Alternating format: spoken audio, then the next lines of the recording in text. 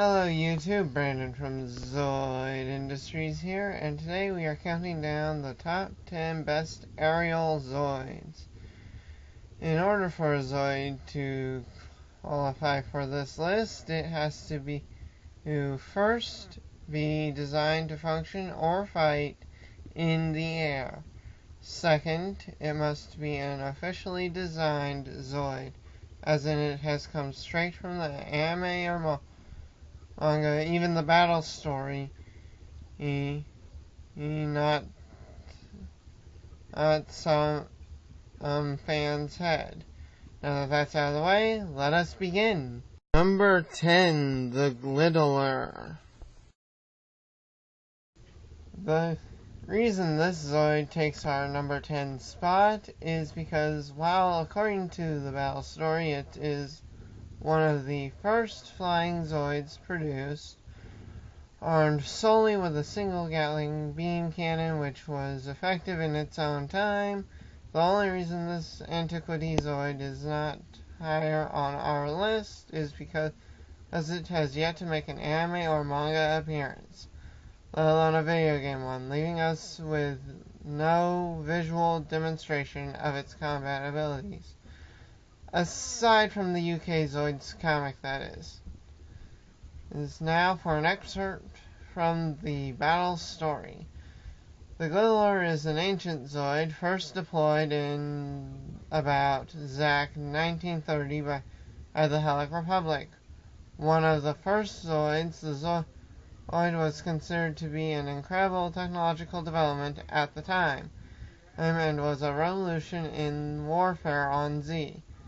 The Zoid was very effective against the Zebus Empire's forces. Unfortunately for the Glittler, the pace of technological development quickly left it behind, and the Republic developed the Pegasaurus, a Zoid that surpassed it in every way, but at the same time, the Empire began to deploy their own flying Zoids, which completely outmatched the Glittler. By ZAC 2029, and the Glittler was largely retired. Number 9, the Nightwise.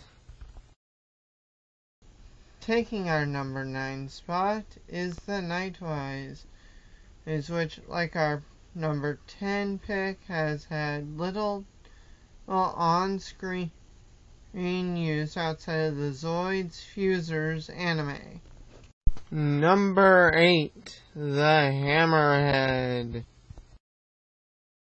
One of the biggest Zoids on our list, the Hammerhead is one of the only Zoids on our list that can function underwater as well as in the air. While capable of combat, they are primarily used as transports and are seen surrounded by escorts when transporting political dignitaries. Number 7, the Lord Gale.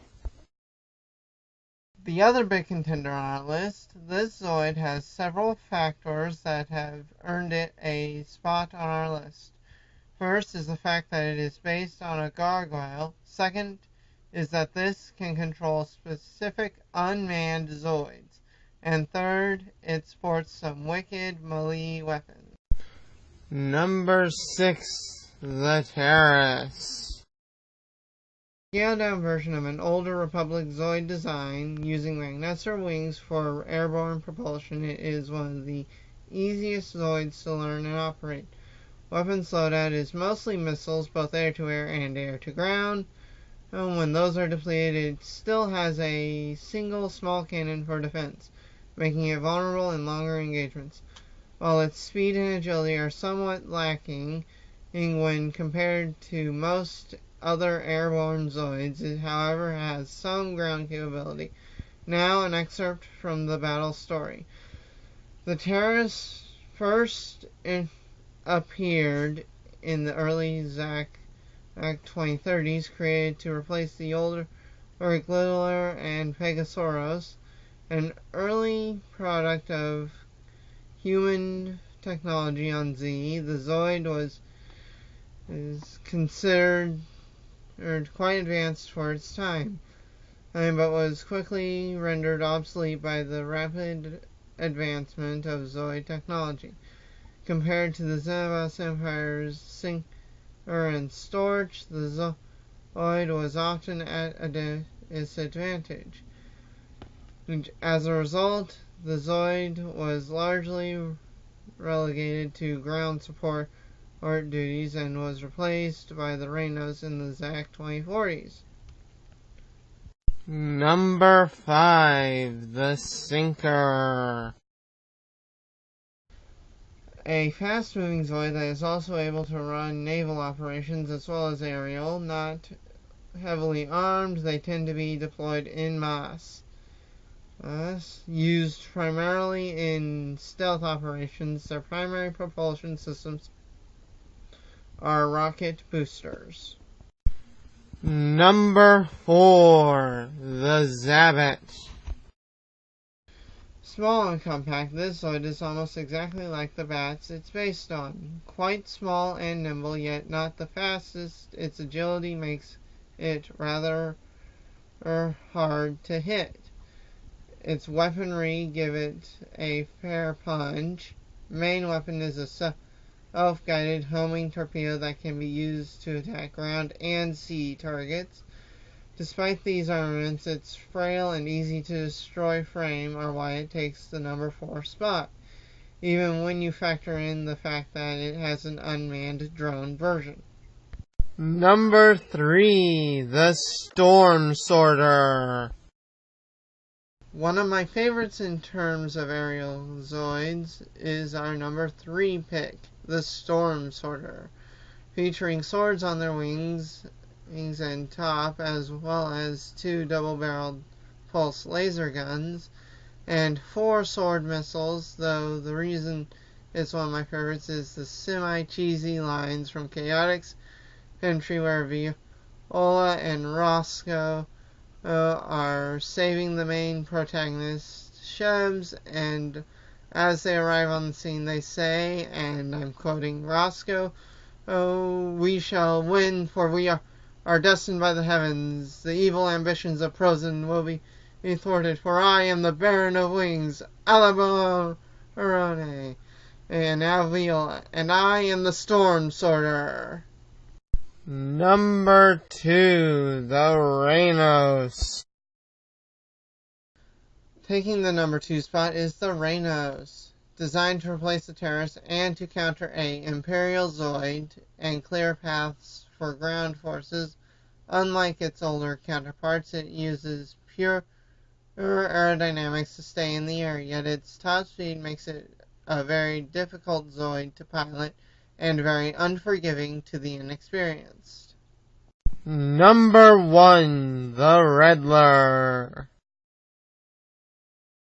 My personal favorite takes number 1 spot due to its speed and agility, full VTOL, and also capable of fighting on the ground. The only Zoid that can outclass it is the Rhinos.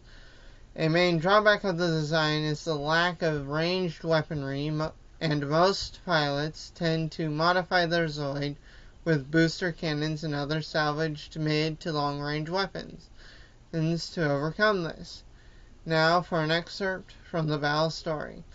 The Riddler was developed during the Xenobos exile on the dark continent of Nyx. As a part of the new Xenobos army, the Zoid was used as a main air combat Zoid of the Xenobos forces. The Riddler was also assigned a special duty, serving as escorts to the Death Soarer, alongside the Lydier. The Riddler was initially effective against the Republic's forces, but with the introduction of the Rhinos, the Zoid's capabilities were overshadowed. Along with the rest of the Xenobos army, the Riddlers were absorbed into the Gylos army. The main reason this Zoid is my favorite is the fact that it receives so little love in the anime, as it often is shown taking on the red shirts role in many episodes that feature them. Well, that's it for this video. Please like, comment, and subscribe. See you on the battlefield.